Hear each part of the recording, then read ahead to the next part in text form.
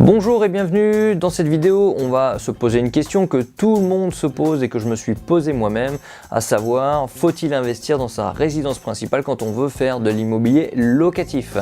Je vais répondre à cette question, mais avant toute chose, abonne-toi à la chaîne pour suivre mon aventure vers l'indépendance financière, active la petite cloche pour voir toutes mes futures vidéos et surtout, n'oublie pas que tu peux toujours télécharger mes 3 petits cadeaux qui sont dans la barre de description.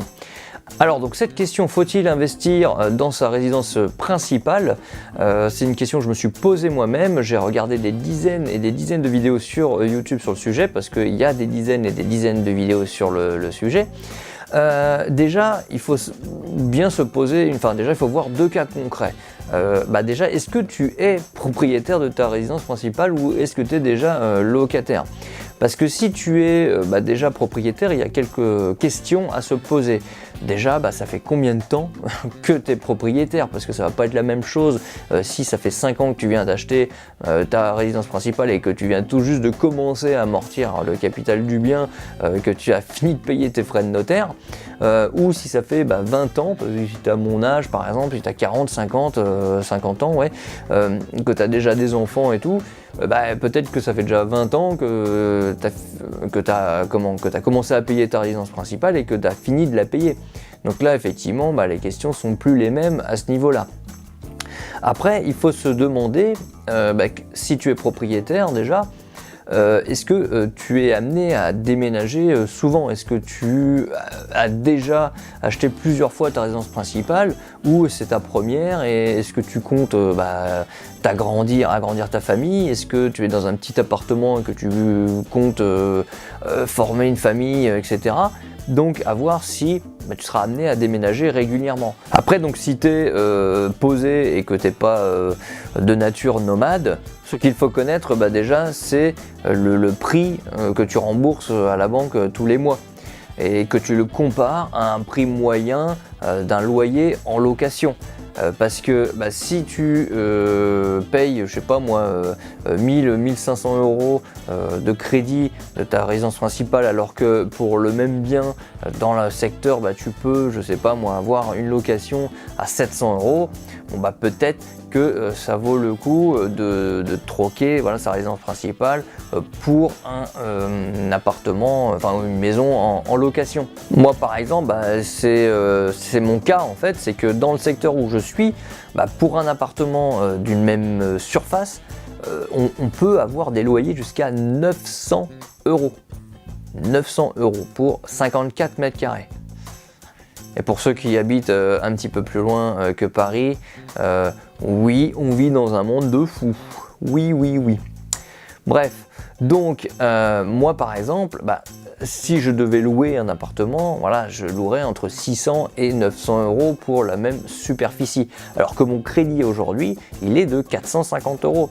Donc, aux yeux de la banque, effectivement, qui vont faire les calculs, je vais avoir effectivement un taux d'endettement qui est assez élevé parce que j'ai déjà un crédit sur le dos, mais j'ai un reste à vivre qui est beaucoup plus grand par rapport à si je louais un appartement.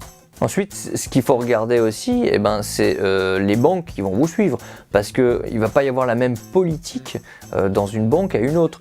Il va y avoir des banques, vous allez aller les voir, ils vont dire « Ah oui, mais vous êtes propriétaire, vous avez déjà un endettement », alors que si vous êtes locataire, elle pourrait très bien dire « Ah oui, mais vous êtes locataire, achetez d'abord votre résidence principale et puis revenez-nous voir après ». Donc ça dépend des politiques des banques. Il y a des banques qui vont préférer avoir des locataires et d'autres qui vont préférer avoir des propriétaires. Donc du coup, si tu n'es pas encore propriétaire, je te conseille de rester en location avant d'amorcer les investissements locatifs. Après, tout dépend. Si tu arrives à trouver une bonne affaire et que tu arrives à trouver un bien en l'achetant qui va te revenir moins cher qu'une location, pourquoi pas? Mais après, il faut bien se dire que les premières années, tu vas surtout rembourser les frais de notaire.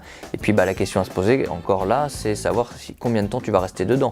Si tu sais que tu vas redéménager 2 ans après, tu vas avoir payé pendant 2 ans des frais de notaire, donc ça ne sert strictement à rien. Ensuite, tout dépend vraiment ce que tu comptes faire dans cet appartement. Si tu sais que tu vas acheter la maison de ta vie avec ta femme qui veut vraiment rester dans la région, pourquoi pas, si tu sais que tu vas avoir des travaux à faire, etc. Mais peut-être que la banque prêtera moins facilement parce que généralement quand on achète, on s'endette au maximum et donc du coup on baisse complètement sa capacité d'emprunt. Après, il faut savoir que généralement, quand tu achètes ta résidence principale, tu as plus de frais. Tu as la taxe foncière que tu n'auras pas quand tu es locataire. Tu vas engendrer plus de travaux, parce que tu es chez toi, tu veux faire vraiment ce que tu veux, tu vas acheter du mobilier, tu vas faire plein de choses qui vont t'engendrer des dépenses que tu n'aurais pas fait si tu avais été locataire. Donc voilà, donc essaye de bien réfléchir, pose-toi ces questions-là. Est-ce que tu es déjà propriétaire ou non? Ce que tu veux faire par la suite, si tu penses déménager souvent ou pas. Regardez tes mensualités aujourd'hui, ce que tu payes, soit si tu es en location ou si tu es propriétaire. Après, je te redemande. C'est pas le but de revendre tout de suite, mais moi voilà, c'était une question que je m'étais posée, c'est est-ce que je vends et je me mets en location et à ce moment-là, le fait de vendre, j'ai une bonne trésorerie pour commencer à investir, ou est-ce que je garde? La réponse était toute faite, non, parce que j'y ai réfléchi, au final, je garde cette capacité d'emprunt parce que j'ai un loyer, un crédit qui est très faible par rapport au même loyer en location sur le marché dans le même secteur. Et du coup, je me suis créé une trésorerie. D'ailleurs, ça fera le sujet d'une prochaine vidéo, à savoir comment se créer une trésorerie quand on est propriétaire. Donc voilà, petite vidéo courte sur le sujet. Maintenant, je te dis un petit peu, je te donne des news par rapport où j'en suis. Donc je suis très content, j'avance. Donc j'ai presque fini mes petites vidéos de présentation que je pourrais proposer à la fin de chaque vidéo. Donc ça, c'est super cool. Donc voilà, c'en est fini pour moi. Pense à t'abonner, à mettre un like si la vidéo t'a plu. Mets-moi des commentaires si toi t'es propriétaire ou locataire, si tu as l'intention d'acheter ou non. Voilà, je te dis à bientôt pour une prochaine vidéo. Allez, ciao!